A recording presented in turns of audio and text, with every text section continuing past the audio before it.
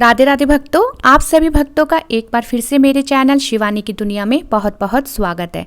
भक्तों, आज मैं आपको सुनाने जा रही हूँ पुरुषोत्तम मास की कथा, जिसमें आप पुरुषोत्तम मास का महत्व और इस मास में भगवान विष्णु की प्रसन्नता के लिए हमें क्या करना चाहिए और क्या नहीं करना चाहिए, इन बातों को जान पाएंगे। चलिए भक्तों, अब कथा प्रारंभ करते हैं। भक्तों, एक सूर्य वर्ष 365 दिन और करीब 6 घंटे का होता है, जबकि एक चंद्र वर्ष 354 दिनों का माना जाता है। दोनों वर्षों के बीच लगभग 11 दिनों का अंतर होता है। ये अंतर हर 3 साल में लगभग 1 माह के बराबर हो जाता है। इसी अंतर को दूर करने के लिए हर 3 साल में एक चंद्रमास अतिरिक्त आता है, जिसे अतिरिक्त होने की वजह से अधिक मास का नाम दिया जाता है।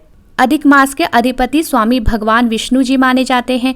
पुरुषोत्तम भगवान विष्णु का ही एक नाम है, इसलिए अधिक मास को पुरुषोत्तम मास के नाम से भी पुकारा जाता है। इस विषय में एक बड़ी ही रोचक कथा हमें पुराणों में मिलती है। कहा जाता है कि भारतीय ऋषि मुनियों ने अपनी गणना पद्धति से हर चंद्र मास के लिए एक देवता निर्धारित किए। चूंकि अधिक मास सूर्य और चंद्र मास के बीच संतुलन बनाने के लिए प्रकट हुआ था, तो इस अतिरिक्त मास का अधिपति बनने के लिए कोई देवता तैयार न हुआ, क्योंकि मन और आत्मा के कारक स्वयं श्री हरि हैं। ऐसे में ऋषि मुनियों ने भगवान विष्णु से आग्रह किया कि वह ही इस मास का भार अपने ऊपर ले। भगवान विष्णु ने ऋषि मुनियों के इस आग्रह को स्वीकार कर लिया और इस तरह यह अधिक मास मल मास के साथ पुरुषोत्तम मास भी बन गया। प्रत्येक राशि, नक्षत्र, चैत्र आदि 12 मासों के सभी के स्वामी हैं, परंतु मल मास का कोई स्वामी नहीं है। इसलिए देव कार्य, शुभ कार्य एवं पितृ कार्य इस मास में वर्जित माने गए हैं। इससे दुखी होकर स्वयं मलमास बहुत नाराज व उदास रहता था। इसी कारण सभी और उसकी निंदा होने लगी। मल मास को सभी ने असहाय, निंदक, अपूज्य तथा संक्रांति से वर्जित कहकर लज्जित किया। अतः वह लोग भत्सना से चिंतातुर होकर अपार दुख में डूब गया। वह कांतिहीन, दुखों से युक्त, निंदा से दुखी होकर मलमास भगवान विष्णु के पास वैकुंठ लोक में पहुंचा और मलमास बोला, हे नाथ, हे कृपा निधे, मेरा नाम मलमास है। मैं सभी से तिरस्कृत होकर यहाँ आया हूँ। सभी ने मुझे शुभ कार्य वर्जित, अनाथ और सदैव घृणा दृष्टि से देखा है। संसार में सभी क्षण, मुहूर्त, पक्ष, मास, अहोरात्र आदि अपने अपने अधिपतियों के अधिकारों से सदैव निर्भय होकर आनंद मनाया करते हैं। मैं ऐसा अभागा हूँ जिसका न कोई नाम है, न स्वामी, न धर्म है, न कोई आश्रम है। इसलिए हे स्वामी, मैं अब मरना चाहता हूँ। ऐसा कहकर वह शांत हो गया। तब भगवान विष्णु मलमास को लेकर गोलोक धाम गए, जहां भगवान श्री कृष्ण मोर पंख का मुकुट व वैजयंती माला धारण कर स्वर्ण जड़ित आसन पर बैठे थे, गोपियों से घिरे हुए थे।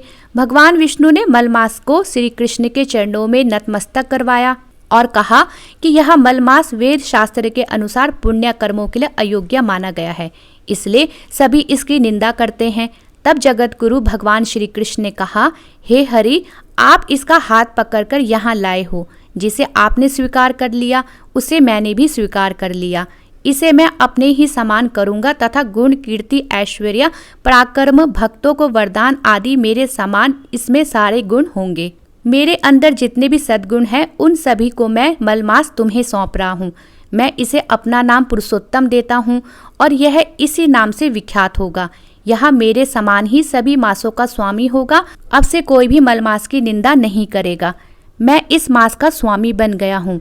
जिस परम धाम गोलोक को पाने के लिए ऋषि तपस्या करते हैं, वही पद पुरुषोत्तम मास में स्नान, पूजन, अनुष्ठान व दान करने से लोगों को सरलता से प्राप्त हो जाएंगे।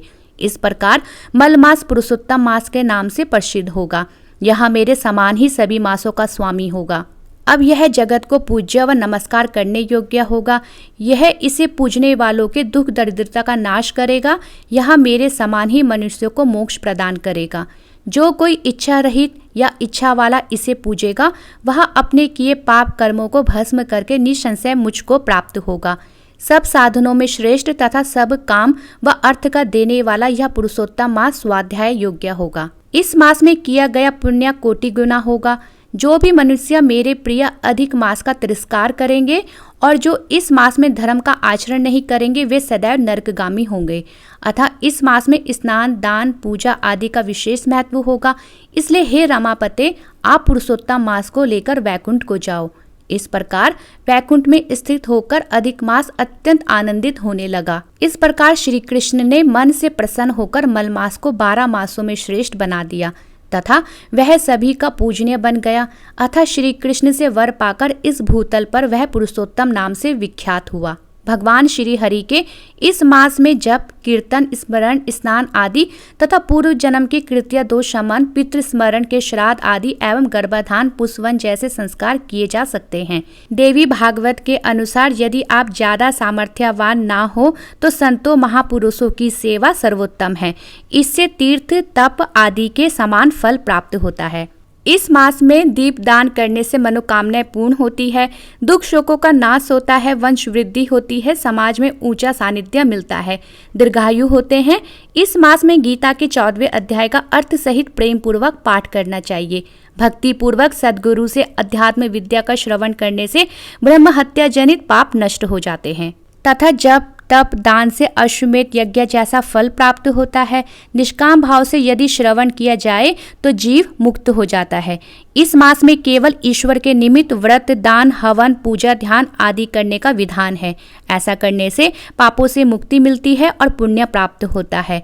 भागवत पुराण के अनुसार इस मास में किए गए सभी शुभ कार्यों का फल प्राप्त होता है। इस मास में दूसरों के बिस्तर पर शयन नहीं करना चाहिए तथा अनित्य विषयों पर चर्चा भी नहीं करनी चाहिए। पर निंदा संबंधी बातचीत नहीं करनी चाहिए। दूसरों का झूठा भोजन नहीं खाना चाहिए। अधिक मास के महीने में शहद, राई, सरसों, तिल तथा उनका तेल भी भोजन में प्रयोग नहीं करना चाहिए। पुरुषोत्तम मास में देवता, वेद गुरु, गाय, व्रती, नारी, राजा और महापुरुषों की निंदा नहीं करनी चाहिए। जंतु जानवरों के अंगों से उत्पन्न चूर्ण, फलों में जंबीर अर्थात एक विशेष प्रकार का नींबू, अनाज में मसूर व उड़द की दाल, राजमा, बासी भोजन, गाय तथा भैंस के दूध के अलावा अन्य सभी पशुओं का दूध का सेवन वर्जित है। भगवान श्री हरि इस मास की व्रत विधि एवं महिमा बताते हुए कहते हैं कि इस मास में मेरे निमित्त किया गया ब्रह्म मुहूर्त में उठकर स्नान, दान, जप, होम, गुरु पूजन, स्वाध्याय, पितृतर्पण, देवार्चन तथा और जो भी शुभ कर्म किए जाते हैं वे सब अक्षय हो जाते हैं। जो लोग आमोद प्रमोद से युक्त होकर इस मास को खाली बिता देते हैं उनका जीवन अनेक पीड़ा युक्त, पाप युक्त होकर निंदित हो जाता है। शंख की ध्वनि के साथ कपूर से आरती करें, इससे अनंत फल की प्राप्ति होती है। चंदन, अक्षत और पुष्पों के साथ तांबे के पात्र में पानी रखकर भक्ति से प्रातः पूजन से पहले या बाद में अर्घ्य दें। पुरुषोत्तम मास में भक्ति पूर्वक श्रीमद् भागवत का श्रवण करना चाहिए। भागवत श्रवण की महिमा तो विधाता भी नहीं कर सकते हैं। पुरुषोत्तम भगवान की तृप्ति के लिए दीपदान जरूर करना चाहिए।